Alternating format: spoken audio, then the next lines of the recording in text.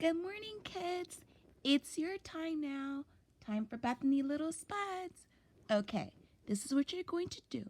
You're going to watch and listen very carefully to the video. And at the end, there's going to be one question to answer. And if you can answer it, go ahead and follow the instructions after the video. Okay, have a good day. Bye-bye now.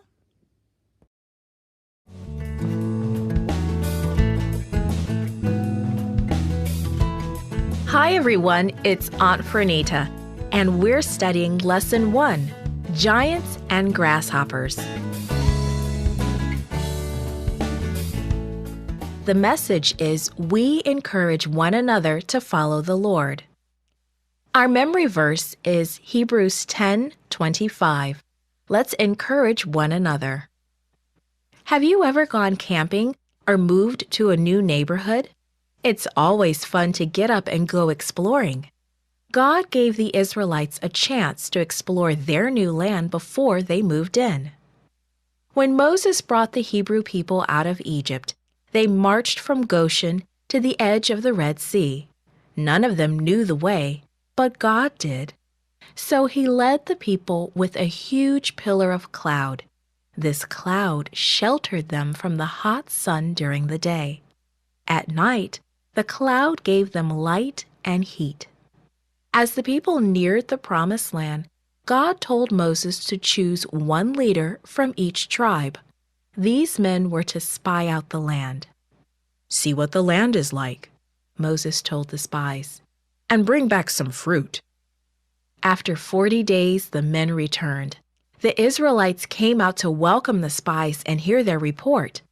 Caleb, a strong, tall man from the tribe of Judah, could hardly wait to give his report. Joshua, a young leader from the tribe of Ephraim, also had a good report. Both Caleb and Joshua allowed the others to speak first. "The land flows with milk and honey just as God told us," the spies reported, "and we have brought back some fruit." Two men stepped forward with the huge bunch of grapes they carried on a pole between them, but the other spies only spoke about the walled cities and giants they saw in the land. The people listening began to grumble and complain. Caleb could see that their mood was growing ugly. Suddenly, he stepped between Moses and the people. "We can go. We can go up at once and take possession of the land," he encouraged. "It is a good land, and we can certainly do it." "How can we?" the 10 discouraged spies complained. "We felt like grasshoppers beside those people, and that is how we seemed to them." The people raised their voices and cried all night long.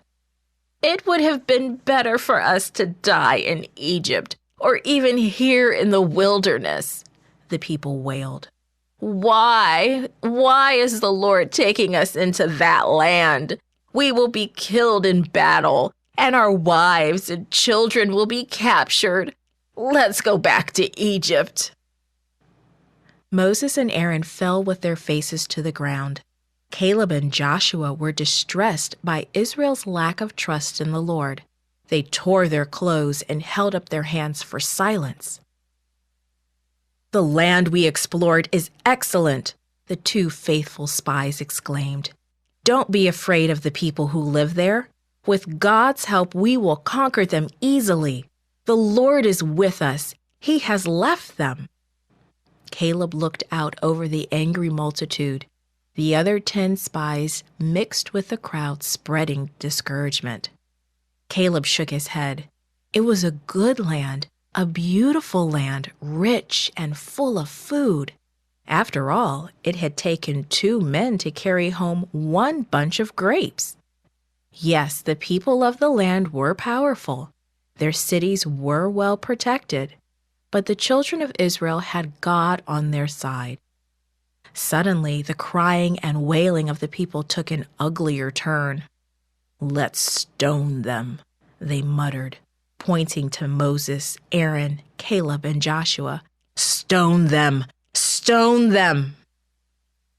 At that moment, a dazzling light spread over the tabernacle, the Lord's tent.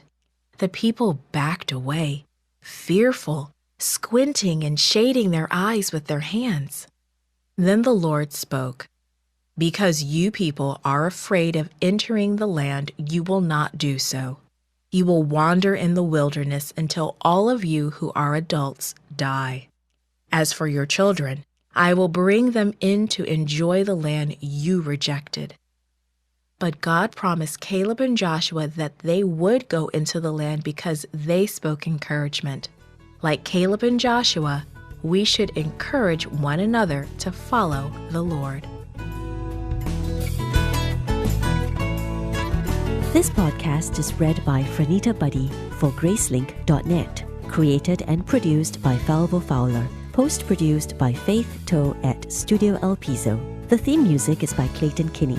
Animation and artwork by Giogo Godoy. The audio engineer was Karel Holness. For more information, please visit Gracelink.net.